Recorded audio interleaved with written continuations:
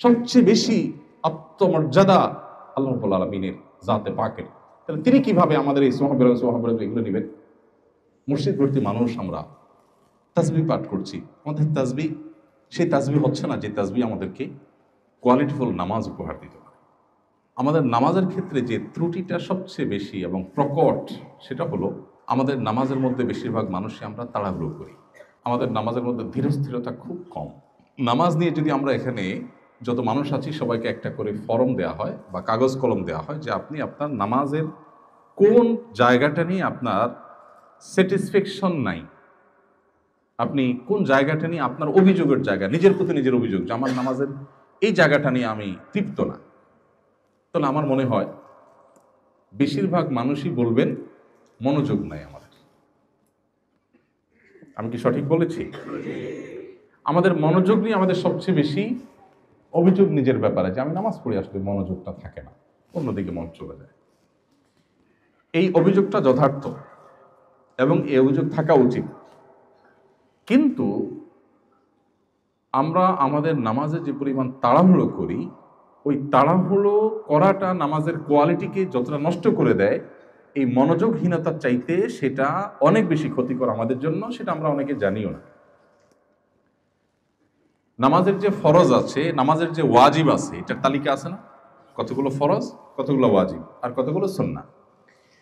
এই ফরজ ওয়াজিব সুন্নতের তালিকার মধ্যে আপনি মনোযোগ ধরে রাখা, এটা ফরজ ওয়াজিব এর তালিকাতে আপনি পাবেন। অবশ্যই সেটা নামাজের প্রাণ, নামাজের আসল জিনিস, রূহ, সন্দেহ নেই। কিন্তু কারোর মনোযোগ কম থাকলো, এর কারণে তার নামাজ বিশুদ্ধই হবে না, ফরজ আদায়ই হবে না, সুজদা দিতে হবে, এমন কোনো কথা নেই। কিন্তু তাড়াহুড়ো এটা যদি একটা লেভেল ক্রস করে চলে যায়, তাহলে সেক্ষেত্রে নামাজ হবেই। কারণ নামাজের মধ্যে ধীরস্থিরতা মিনিমাম একটা লেভেল পর্যন্ত থাকা, এটা হাম্বলি ফুকাহে কেরামের মতে ফরজ, হানাফি মাযহাব এর উলামায়ে কেরামের মতে ওয়াজিব। তার মানে সব উলামায়ে কেরাম একমত আবশ্যক, মাত্রা নিয়ে মত পার্থক্য আছে। যেহেতু এদেশে আমরা বেশিরভাগ মানুষ হানাফি ফিকহ ফলো করি, অতএব ওয়াজিব তো নিশ্চিত। বরং অনেক ইমামদের মতে, সৌদি আরবের আলেমদের মতে এটাও ফরজ। তাহলে এই যে নামাজের মধ্যে তাড়াহুড়ো করা, এটা নামাজকে নষ্ট পর্যন্ত করে দিতে পারে। অথচ বেশিরভাগ মানুষের মধ্যে আমাদের এই রোগটা, ব্যাধিটা আছে। এই ব্যাধিটা সম্পর্কে আমাদের অনেকের খবরও নেই, আমরা জানি না যে এই ব্যাধিটা আমার মধ্যে আছে। এমনকি যারা আমরা মনোযোগ নিয়ে অভিযোগ করি যে আমার মনোযোগ ঠিক থাকে না, মনোযোগ ধরে রাখতে পারি না, আমার নিজের ক্ষুদ্র অভিজ্ঞতা, আমি দেখেছি যে যদি কেউ নামাজ খুব বেশি সময় নিয়ে আদায় করতে পারে, ধীরস্থিরতার সাথে আদায় করতে পারেন, তার নামাজে মনোযোগ অটোমেটিক চলে আসে। এটা আপনি আজকে থেকে ট্রাই করতে পারেন। আপনার 2 রাকাত নামাজের জন্য ধরা যাক আপনি 3 মিনিট বরাদ্দ করেন, আপনি আজ থেকে 2 রাকাত নামাজের জন্য 5 মিনিট বরাদ্দ করেন। 4 রাকাত নামাজ পড়তে আপনার 5-6 মিনিট সময় লাগে, আজকে থেকে আপনি 10 মিনিট টাইম বরাদ্দ করেন। রুকুতে যে পরিমাণ সময় আপনি অন্য সময় দেন, আজকে থেকে একটু বাড়িয়ে দেন। সেজদায় যে পরিমাণ সময় দেন, আজকে সেটাকে ডাবল করে দেন। 2 সেজদার মাঝখানে উঠে বসা এবং সেখানে দোয়া আছে। এই দোয়া মিন জাওয়ামিআল আদইয়া, অল্প কথায় দুনিয়ার সব, আখিরাতের সব চাওয়া হয়ে যায় মাত্র 4-5টি বাক্যে, সব চাওয়া হয়ে যায়। ছোট ছোট কয়েকটা দোয়া, রব্বিগফিরলি ওয়ারহামনি ওয়াহদিনি ওয়াআফিনি ওয়ারফা'নি ওয়াজবুরনি ওয়ারযুকনি। কয়েকটা হাদিসের সন্নিবেশ করলাম। এই সবগুলো শব্দ এক হাদিসে নেই, কয়েক হাদিসে কয়েকটা শব্দ আছে, সবগুলো ঘুরে ফিরে এগুলোই, এর মধ্যেই সব। এখানে আল্লাহর কাছে ক্ষমা চাওয়া হচ্ছে, ক্ষতিপূরণ চাওয়া হচ্ছে, কোনো ক্ষতি হলে যেন আল্লাহ পোষায়া দেন, রিজিক চাওয়া হচ্ছে, মর্যাদা চাওয়া হচ্ছে, রিজিক, দুনিয়ার সমস্যা, আখিরাতের সমস্যা, সব সমস্যার সমাধান চাওয়া হচ্ছে 2 সিজদার মাঝখানে। এখানে যে নবী করিম সাল্লাল্লাহু আলাইহি ওয়াসাল্লাম দোয়া শিখিয়েছেন, কেন শিখিয়েছেন? তার মানে দোয়া করার একটা জায়গা এটা। ফারজ আমরা বেশিরভাগ মানুষ দেখবেন সিজদা থেকে উঠে বসেই আবার সিজদা দৌড় দিচ্ছে, এটা দোয়ার একটা জায়গা। এখন আপনি দোয়া পড়ছেন, ঠিক আছে, কিন্তু আমি যদি একটু দেখাই দোয়া পড়ার স্টাইলটা, ধরেন সিজদা থেকে আপনি উঠলেন, উঠতে উঠতে আপনি শুরু করলেন রব্বিগফিরলি ওয়ারহামনি ওয়াহদিনি ওয়াআফিনি, আবার আল্লাহু আকবার বললেন। একে দ্রুততার সাথে বললেন, আরেকটা হলো উঠতে উঠতে বললেন, যেতে যেতে বললেন। এবার আসেন, এটাকে আমরা জাগতিক একটা চাওয়ার সাথে মিলাই। আপনি আপনার এলাকার এমপি সাহেবের কাছে গেছেন একটা গুরুত্বপূর্ণ চাওয়া নিয়ে, আপনার এলাকাবাসীর দরকারি একটা জিনিস আছে বা কয়েকটা জিনিস আছে। এমপি সাহেবের কাছে যাওয়ার সময় উনি বসে অপেক্ষা করছেন, মিটিংয়ের টাইম সেট হয়েছে, আপনারা নেতারা গেলেন। ঢুকতে ঢুকতে বললেন, এমপি সাহেব আমাদের আসলে সুয়েজ লাইনের সমস্যা আছে, এই সমস্যা আছে, আমাদের অনেকগুলো সমস্যা আছে। ঢুকতে ঢুকতে বললেন, তারা অবশ্যই ঢুকতে ঢুকতে বললেন, কারণ আপনার হাতে সময় কম। ঢুকতে ঢুকতে বললেন, বলে ওখানে যায় কিছু কথা বলে, বাকি কথা এখনো বাকি আছে, আপনি বেরোতে বলে, তাহলে এমপি সাহেব আমাদের আরো কিছু সমস্যা আছে, আপনি এটা বলতে বলতে বাইরে হলেন, কারণ আপনি অনেক ব্যস্ত। কি বলেন, এমপি সাহেবের ইমপ্রেশনটা কেমন হবে? পাগল নাকি? মানুষ এসে দরখাস্ত নিয়া, হাদিয়া তোফা নিয়া বসে থেকে তার জিনিস নিতে পারে না। ঢুকতে ঢুকতে আলাপ শুরু করছে, যাইতে যাইতে আলাপ করতেছে, কোনো কেয়ার নাই, গুরুত্ব নাই। ফাউল। আমি কি সঠিক বলেছি? তাহলে কিভাবে আমরা আশা করি যে আল্লাহ রাব্বুল আলামিনের কাছে আমরা যাইতে যেতে পথে পথে দোয়া করব, কোনো ইহতেমাম নাই, কোনো স্থিরতা নাই, কোনো মনোযোগ নাই, কোনো আকুতি নাই, হৃদয় নিংড়ানো দোয়া নাই, কলিজা ছেঁড়া চাওয়া নাই। কিভাবে আমরা আশা করি যে আল্লাহ রাব্বুল আলামিন আমার এটা পূরণ করে দিবেন? দুনিয়ার একজন এমপির যদি এতটুকু আত্মসম্মান থাকে, তো ইন্নাল্লাহ গায়ুর, নবী সাল্লাল্লাহু আলাইহি ওয়াসাল্লাম বলেছেন, আল্লাহ রাব্বুল আলামিনের আত্মসম্মান সবচেয়ে বেশি, আত্মমর্যাদা সবচেয়ে বেশি আল্লাহ তাআলা। এই জন্য আল্লাহর সঙ্গে কেউ যদি কাউকে শিরক করে, আল্লাহকেও খুশি করতে চায়, আবার বান্দাকেও খুশি করতে চায়, তখন আল্লাহ বলেন, বান্দা তুমি যেহেতু আরেকজনকে খুশি করার চিন্তা করছো আমার পাশাপাশি, আমি আসলে কোনো শিরক পছন্দ করি না, আমি আত্মসম্মান বুঝি, সো তুমি তাকেই খুশি করো, সে খুশি হোক, আমি তোমার উপর খুশি হব। তাহলে আমাদের নামাজকে যদি আমরা পোস্টমর্টেম করা শুরু করে দেই, দেখা যাবে ওয়াল্লাহি বেশিরভাগ মানুষ আমাদের নামাজ টিকছে না। এই নামাজ আখিরাতে আল্লাহর কাছে আমাদেরকে মুক্তি এনে দেওয়া তো অনেক পরের কথা, নামাজের যে জাগতিক উপকারিতা থাকার কথা, যেমন ইন্নাস সালাতা তানহা আনিল ফাহশাই ওয়াল মুনকার, নামাজ মানুষকে অশ্লীলতা থেকে, অন্যায় কাজ থেকে বিরত রাখে, এই কাজটা হবে না। এবং আনফরচুনেটলি সেটাই আমরা দেখতে পাচ্ছি, যে নামাজ পড়ছি, আবার সমস্ত অপকর্মের দুয়ারও খোলা আছে। আমার নামাজ আমাকে পরিবর্তন করছে না, নামাজ তো হক আদায় করে হচ্ছে না, নামাজ তো পড়ার মতো পড়ছি না। এই জন্য ভাইয়েরা, আমাদের প্রথম কাজ হবে, আমরা সবাই, আমার সময় তো ওলামা একরাম ইমাম সাহেবদেরকে বলবো, মুয়াজ্জিন সাহেবদেরকে বলবো, আমরা সবাই আমাদের নামাজকে সুন্দর করা, এটা হবে আমাদের প্রথম প্রায়োরিটি এবং প্রথম চ্যালেঞ্জের কাজ। আমরা কিন্তু আদর্শ মসজিদের কথা বলছি, আদর্শ মুসল্লির কথা বলছি, আমরা কিন্তু আমাদের ঈমান আমল এখান থেকে হেফাজত করে নিয়ে যাওয়ার কথা বলছি, এই দুর্গগুলোকে শক্তিশালী দুর্গ হিসাবে গড়ে তোলার কথা বলছি। এর জন্য আমাদের প্রথম পদক্ষেপ হবে কি? আমাদের নামাজকে সবচেয়ে সুন্দর করা। এবং নামাজ সুন্দরের অংশ হিসাবে একটা মাত্র কর্মসূচির কথা বলেছি, সেটা হলো আপনি নামাজটা অধিক সময় নিয়ে করবেন, খুব ধীরস্থিরতার সাথে করবেন। হুযায়ফা ইবনুল ইয়ামান রাদিয়াল্লাহু তাআলা আনহু, তিনি এক ব্যক্তিকে দেখলেন খুব হুলস্থুল করে নামাজ পড়ছে, খুব হুলস্থুল। তখন নামাজ শেষ হওয়ার পর লোকটাকে ডাকলেন, ডেকে বললেন, তুমি এভাবে কতদিন নামাজ পড়ছো? কতদিন তুমি নামাজ পড়ছো? তখন সে লোক বললেন, 50 সানা, 50 বছর ধরে।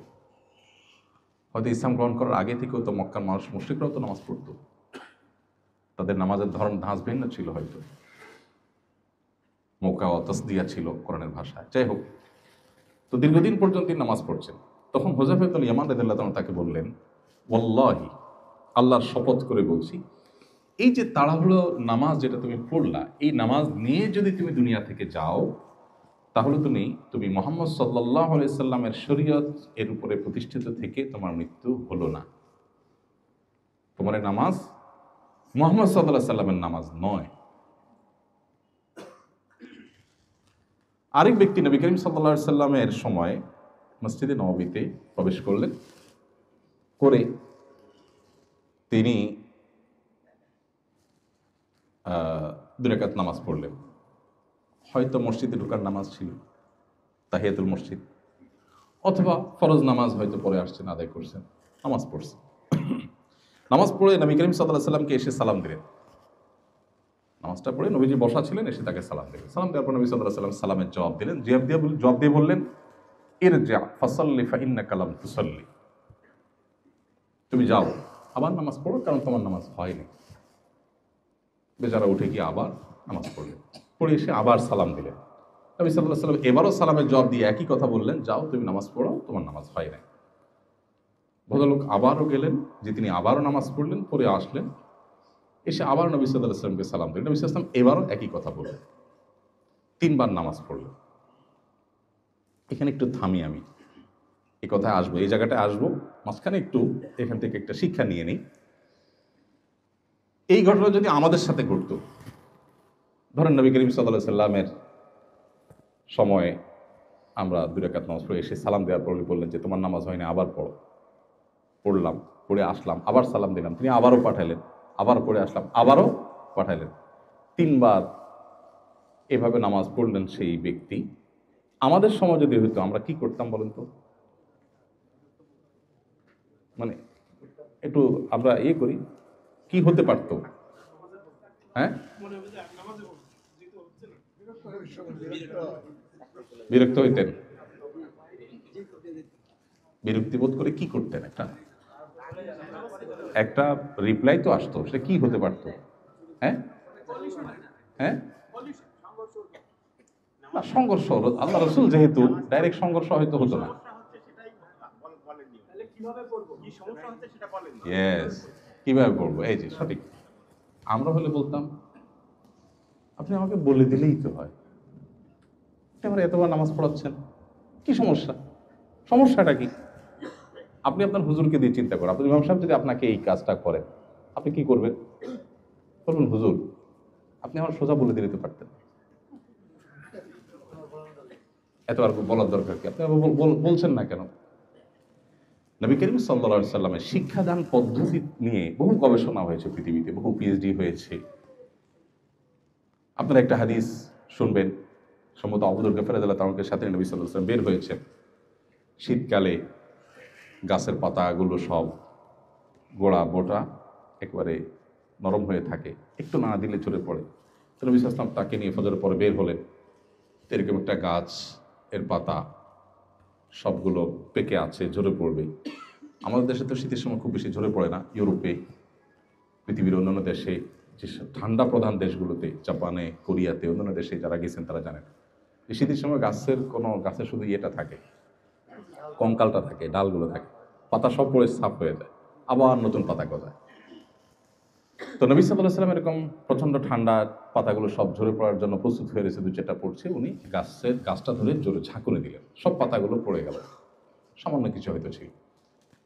এবার আবু যর গফার রাদিয়াল্লাহু তাআলাকে বলছেন যে আবু যর, আপনি জানতে চাইলেন না আমি কেন এই কাজটা করলাম, আপনি আমাকে জিজ্ঞেস করলেন না।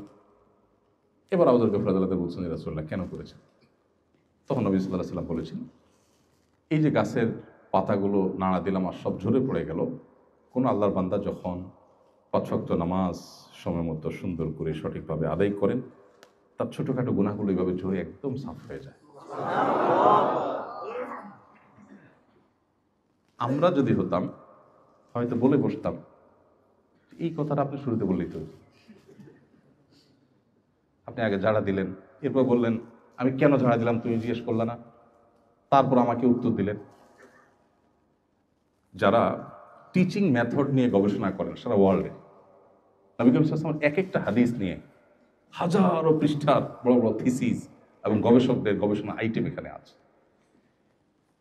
একজন মানুষকে একটা কথা বলার আগে, শেখাবার আগে তাকে তার অ্যাটেনশন গ্রো করা, প্রশ্ন করে উত্তরের জন্য তাকে আগ্রহী করে তোলা, আর অনেকগুলো দিক এখানে আছে। যাই হোক, তো এই যে নবী করিম সাল্লাল্লাহু আলাইহি ওয়াসাল্লাম ওই ব্যক্তিকে 3 বার নামাজ পড়ালেন, এরপর তিনি বলছেন, হে আল্লাহ রাসূল, আমাকে আপনি শিখিয়ে দিন, আল্লাহর শপথ করে বলছি যে আল্লাহ আপনাকে রাসূল করে পাঠিয়েছেন, আমি এর চেয়ে সুন্দর নামাজ আর পারি না, অতএব আপনি আমাকে শিখিয়ে দেন। কথা দেখেন, কথার ধাঁচ দেখেন, কেন সাহাবীরা সাহাবী আর কেন আমরা, তাদের সাথে আমাদের পার্থক্য আকাশ পাতাল। কেন কেন নবী সাল্লাল্লাহু আলাইহি সাল্লাম বলেছেন, তোমাদের কেউ যদি সামান্য পরিমাণ আল্লাহর রাস্তা দান করে এই মদিনার কয়েক কিলোমিটার বিশিষ্ট উহুদ পাহাড় সমান স্বর্ণ পরবর্তীরা দান করে তোমাদের মর্যাদার সমান হতে পারবে না। কেন এটা বলেছেন, পার্থক্যটা কত বেশি তাদের সাথে আমাদের, এই ঘটনাগুলো প্রত্যেকটা হাদিসের পরতে পরতে আপনি শিক্ষাগুলো পাবেন। আমরা এখান থেকে জাস্ট শিক্ষাটা নিলাম, এবার মূল পয়েন্টে আসি। ওই ব্যক্তিকে নবী সাল্লাল্লাহু আলাইহি সাল্লাম বললেন যে আবারও পড়ো, তখন বললেন যে আমাকে আপনি শিখিয়ে দেন, কারণ ইচ্ছে ভালো নামাজ আমি আর যাই না। তখন নবী সাল্লাল্লাহু আলাইহি সাল্লাম তাকে শিখালেন যে তুমি যখন দাঁড়াবে সূরা কিরাত পাঠ করবে, তারপর তুমি রুকুতে যাবে, রুকুতে যাওয়ার পর হাত্তা তাতমাইন্না রাকিআন, রুকুতে গিয়ে তুমি একেবারে স্থির হওয়া পর্যন্ত অপেক্ষা করবে। তার মানে এরপরে রুকু তোমার স্টার্ট হলো। এরপর রুকু থেকে তুমি যখন মাথা তুলে সোজা করবে, তখন তুমি দাঁড়াবে, একেবারে টান টান সোজা হওয়া পর্যন্ত অপেক্ষা করবে, তাহলে তোমার দাঁড়ানোটা কমপ্লিট হবে। এরপর তুমি যখন সেজদায় যাবে, তুমি একইভাবে সেজদা গিয়ে একেবারে স্থির হওয়া পর্যন্ত অপেক্ষা করবে, তারপর তোমার সেজদা শুরু হলো। সেজদা থেকে সোজা হয়ে বসে তুমি একবারে টান টান সোজা হয়ে বসবে, তারপর বসাটা তোমার কমপ্লিট হবে। এইভাবে প্রতিটি কাজ ধীরে ধীরে তোমাকে করতে হবে। এটা নবী সাল্লাল্লাহু আলাইহি ওয়াসাল্লাম সেই সাহাবীকে শিখালেন। এবার আসেন আমরা যে নামাজ পড়ি, এই হাদিসকে এক পাশে রাখি আর আমাদের নামাজের দৃশ্যকে এক পাশে রাখি। আমরা কিভাবে পড়ি, আমাদের নামাজের নামাজটা ধরনটা কি, আমি বলি সুবিধা হবে, কারণ আমি তো আপনাদেরই একজন, রোগীদেরই একজন। আমরা হাত বেঁধেই 4G বা 5G গতিতে আমরা সানা শুরু করে দিই। এরপর সূরা ফাতিহা, অন্য সূরা মিলানো। আমরা মনে করি মোবাইলে যেহেতু যত গতি হয় তত ভালো, আমাদের বোধ হয় নামাজেও গতি যত হয় তত ভালো। সব জায়গায় যে গতি ভালো না, এখানে বরং যদি গতি কম হবে তত ভালো, এটা আমরা বুঝি না। অনেকে শুরু করি হুলস্থুল করি, আলহামদুলিল্লাহ পড়ে আল্লাহর প্রশংসা যে করি, সেই প্রশংসাটা হয় খুবই হুলস্থুলের সাথে। আলহামদুলিল্লাহ আলামিন রহমান রহিম মালিক ইয়াউমিদ্দিন ইয়াকা না'বুদু ওয়া ইয়াকা নাস্তাঈন। এই যে আলহামদুলিল্লাহ আলামিন রহমান রহিম মালিক ইয়াউমিদ্দিন, এগুলো একটা মিনিং আছে নাকি? আলহামদুলিল্লাহি রাব্বিল আলামিন, যিনি সকল জগৎসমূহের পালনকর্তা, সে আল্লাহর জন্য সকল প্রশংসা, প্রশংসা করছেন। আর রহমানির রহিম, যিনি পরম দয়ালু, সীমাহীন অনুগ্রহকারী। মালিক ইয়াউমিদ্দিন, যিনি কিয়ামতের দিবসের মালিক, অধিপতি, অধিকারী। সেদিনের আধিপত্য তাহার এককভাবে তিনি কন্ট্রোল করবেন। এভাবে প্রত্যেকটা আয়াতের অর্থ আছে। আল্লাহকে আপনি এগুলো প্রশংসা নিবেদন করছেন, কিন্তু প্রশংসা নিবেদন করার সময় আপনি পড়ছেন কি? আলহামদুলিল্লাহ আলামিন রহমান রহিম মালিক ইয়াউমিদ্দিন ইয়াকা না'বুদু, মানে আপনি জিকির জপছেন, কিছু একটা জপছেন। এবার আসেন, আমি এর আগে এমপি সাহেবের কথা বলছি, আবার এমপি সাহেবের কাছে ফিরে আসি। আপনি আপনার এমপি সাহেবের কাছে গেছেন, প্রধানমন্ত্রীর কাছে গেছেন, প্রধান উপদেষ্টার কাছে গেছেন, দুনিয়ার কোনো পাওয়ারফুল ব্যক্তির কাছে গেছেন, যায় বা তাকে আপনি দাওয়াত দিয়ে আনছেন আপনার মাহফিলে, আপনার প্রোগ্রামে। এরপর প্রশংসা বাক্য পড়ে পাঠ করছেন, তো আপনার হাতে সময় কম, সেজন্য বলতেছেন যে এমপি সাহেব আপনার মতো মানুষ হয় না, আপনি অনেক ভালো মানুষ, মাশাআল্লাহ আপনার বাপদা 14 গোষ্ঠী ভালো, আপনি অনেক দানশীল মানুষ, আপনি অনেক কিছু করছেন, হান করছেন, তার করছেন। আপনি এমন হুলস্থুলভাবে বলছেন যে কি বলছেন সেটা পুরো ক্লিয়ার না, পরিষ্কার না। আপনার এই প্রশংসায় কি এমপি সাহেব খুশি হবে না বেজার হবে? বলবে দাওয়াত না দিতা সেটাই ভালো ছিল, ডাইকাই নাই, অপমানটা না করলো পারতা, এ কথা বলবে না? তাহলে এবার আপনি চিন্তা করেন, আপনি সূরা ফাতিহা পড়ছেন তুফাল মিলে 4G 5G গতিতে, আপনার পড়ার ভিতরে কোনো মাধুর্য নাই, কোনো আল্লাহর প্রতি প্রশংসার প্রকাশের কোনো অনুভূতি নাই, অনুভব নাই, ফিলিংস নাই, আপনার দিল থেকে আপনি বলছেন না, মুখ দিয়ে শুধু জপছেন। এই প্রশংসা আল্লাহ সুবহানাহু ওয়া তাআলা অ্যাকসেপ্ট করবে, এটা আপনি কিভাবে চিন্তা করতে পারেন? এভাবে আমরা অন্য সূরাও শেষ করি। আসেন এবার রুকুতে যাই। আমাদের রুকুর অবস্থা কি? সূরা ফাতিহা পড়লেন, আরেকটা সূরা মিলাইলেন, শেষ করলেন, একটু ব্রেক দিলেন, শেষ হলো। এরপরে আপনি আল্লাহু আকবার বলে রুকুতে যাবেন। এই আল্লাহু আকবার বলে রুকুতে যাবেন, রুকুতে গিয়ে মাথা থেকে কোমর পর্যন্ত টান টান সোজা হয়ে যাবে এবং পায়ের গোড়ালি থেকে কোমর পর্যন্ত সোজা হয়ে যাবে। আপনি পজিশনে যাবেন, এরপরে আল্লাহ তাআলার কাছে আপনি আপনার অবনত মস্তক হয়ে আপনার শরীরটাকে ভেঙে দিয়ে পুরো আপনাকে আল্লাহকে আপনি তাসবিহ নিবেদন করবেন, সুবহান রাব্বিয়াল আযীম, সুবহান রাব্বিয়াল আযীম, আমার মহান রবের পবিত্রতা আমি জ্ঞাপন করছি। আল্লাহকে আপনি পবিত্রতা জ্ঞাপন করছেন। এই যে সুবহান রাব্বিয়াল আযীম পড়ছেন, এইটা পড়তে গিয়ে যদি আপনি এভাবে পড়েন সুবহান রাব্বিয়াল আযীম, সুবহান রাব্বিয়াল আযীম, সুবহান রাব্বিয়াল আযীম, সুবহান রাব্বিয়াল আযীম, সুবহান রাব্বিয়াল আযীম, তাহলে কি দাঁড়াবে? এমপি সাহেব আপনি ভালো, এমপি সাহেব আপনি ভালো, এমপি সাহেব আপনি ভালো। মানে একটু বোঝার জন্য বলছি, শুনতে কেমন শোনা যাবে ওইটা? তাহলে আল্লাহ রাব্বুল আলামিনের শানে আমরা যেটা করছি, তিনি আর কোথাকার এমপি, সেও মানুষ আমিও মানুষ, হয়তো উনি এমপি আমি এমপি না, এই তো এইটুকুর কারণে তিনি যদি এতটা অপমান বোধ করেন, এতটা তিনি কষ্ট পান, তাহলে আল্লাহ রাব্বুল আলামিন তিনি তো গায়ুব, সবচেয়ে বেশি আত্মমর্যাদা আল্লাহ রাব্বুল আলামিনের জাতে পাকের, তাহলে তিনি কিভাবে আমাদের এই সুবহানাল্লাহ এগুলো নেবেন? মসজিদ ভর্তি মানুষ আমরা তাসবিহ পাঠ করছি, আমাদের তাসবিহ সেই তাসবিহ হচ্ছে না যে তাসবিহ আমাদেরকে কোয়ালিটিফুল নামাজ উপহার দিতে পারে। আচ্ছা, এই যে তাসবিহ পাঠ করছি সেটাও হওয়ার কথা ছিল আমি আল্লাহু আকবার বলবো, রুকুতে মাথা থেকে কোমর পর্যন্ত টান টান সোজা হব, পজিশনে যাব, এরপর আমি স্টার্ট করব সুবহান রাব্বিয়াল আযীম। আচ্ছা, আমার প্রশ্ন, রুকুর তাসবিহ কখন পড়তে হয়? প্রশ্নটা কি বেশি কঠিন হয়ে গেল? রুকুর তাসবিহটা কখন পাঠ করতে হয়? রুকুতে যাওয়ার পরে। ফাইন, উত্তর সঠিক। আমরা বেশিরভাগ মানুষ সাধারণত যে প্র্যাকটিস দেখা যায় সেটা হলো আল্লাহু আকবার বলে, মানে শরীরটা বাঁকা করতে একটা সময় লাগে, পজিশনে যেতে সময় লাগে, আল্লাহু আকবার বলে ফেলতে মুহূর্তের মধ্যে, একদম বিদ্যুৎ চমকের মতো আল্লাহু আকবার বলেই সুবহানা বলা শুরু হয়ে যায়। মানে পথে থেকেই সুবহানা রাব্বিয়াল আযীমে সুবহানা শুরু হয়ে যায়।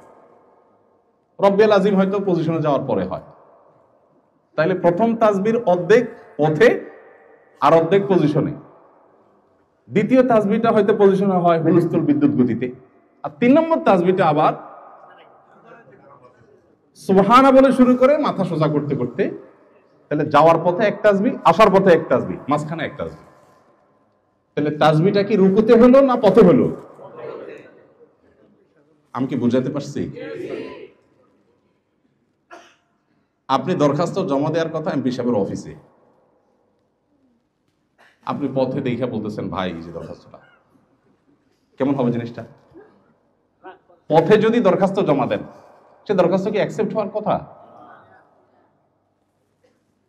আপনার তাসবিহ পড়ার কথা রুকুতে গিয়ে, আপনি তাসবিহ প্রথমটা পড়ছেন পথে, শেষেরটাও পড়ছেন পথে, মাঝখানেরটা জায়গা মতো পড়তেছেন সেটাও তুফান মেইলে, এগুলো রুকু। রুকু থেকে ওঠার পর নবী করিম সাল্লাল্লাহু আলাইহি ওয়াসাল্লাম ওই সাহাবীকে শিখিয়েছিলেন, সম্ভবত হাদিসের ভাষ্য হলো হাত্তা তাস্তাউইয়া কায়েমান, টান টান সোজা হওয়া পর্যন্ত তোমাকে অপেক্ষা করতে হবে। এখন আপনি সামি আল্লাহু লিমান হামিদা বলে মাথাটা সোজা করতে দেরি, আবার নামাতে দেরি, পুরো সোজা হতে দিচ্ছেন না। হওয়ার কথা ছিল আপনি সোজা হবে, সামি আল্লাহু লিমান হামিদা, সোজা হয়ে গেছেন, এবার স্টার্ট হবে রব্বানা ওয়া লাকাল হামদ, রব্বানা লাকাল হামদ। হাদিসে কয়েকভাবে আছে, কিন্তু সেটা হবে রুকু থেকে সোজা হয়ে টান টান দাঁড়িয়েছেন, এবার আপনি দাঁড়িয়ে আল্লাহকে প্রশংসা করছেন। নামাজের মূল থিমটা কি? আমি দাঁড়িয়ে প্রশংসা করেছি আল্লাহকে, এরপরে আবেগে আপ্লুত হয়ে শরীরটা ভেঙে দিয়ে আল্লাহর সামনে নুয়ে পড়ে বিনয়ে অবনত হয়ে তারপর আল্লাহর পবিত্রতা জ্ঞাপন করছি। সেভাবে কিছুক্ষণ প্রতি পবিত্রতা জ্ঞাপন করার পর আবারও আমি দাঁড়িয়ে গেলাম, দাঁড়িয়ে টান টান সোজা হয়ে এবার আল্লাহকে আবার প্রশংসা জ্ঞাপন করব, সেই প্রশংসা জ্ঞাপন করব দাঁড়িয়ে। অতএব দাঁড়িয়ে টান টান সোজা হলাম, এরপরে স্টার্ট হবে রব্বানা ওয়া লাকাল হামদ হামদান কাসীরান তাইয়িবান মুবারাকান ফীহি। প্রত্যেকটা শব্দের মিনিং আছে, সেটা বুঝে বুঝে আমি আল্লাহকে নিবেদন করব। হয়ে গেছে দাঁড়ানোর পরের তাসবিহ পড়া, এরপর আমি আল্লাহু আকবার বলে সিজদায় যাব। সিজদাও কিন্তু ওই একই কাহিনী হয়, সুবহান রাব্বিয়াল আলা, পথে যাইতে আসতে মাঝখানটা তুফান মিলে ফোরজি গতিতে শেষ সিজদা। সিজদা থেকে উঠেও ওইরকম সোজা হয়ে টান টান হয়ে বসা বসে নাই, উঠতে দেরি যেতে দেরি নেই। নবী করিম সাল্লাল্লাহু আলাইহি ওয়াসাল্লাম এটাকে বলেছেন কানাকরিদ দিক, মোরগ যেভাবে ঠোকর দেয় আমাদের নামাজগুলো সেরকম ঠোকর। কথাগুলো এই জন্য বলছি, ওই যে নবী সাল্লাল্লাহু আলাইহি সাল্লাম বলেছেন কিয়ামতের আগে মসজিদ ভর্তি মুসল্লি হবে, একজন মুসল্লিও খুঁজে পাওয়া কঠিন হবে, পাওয়া যাবে না যে তার খুশু খুশু নামাজের মধ্যে আছে।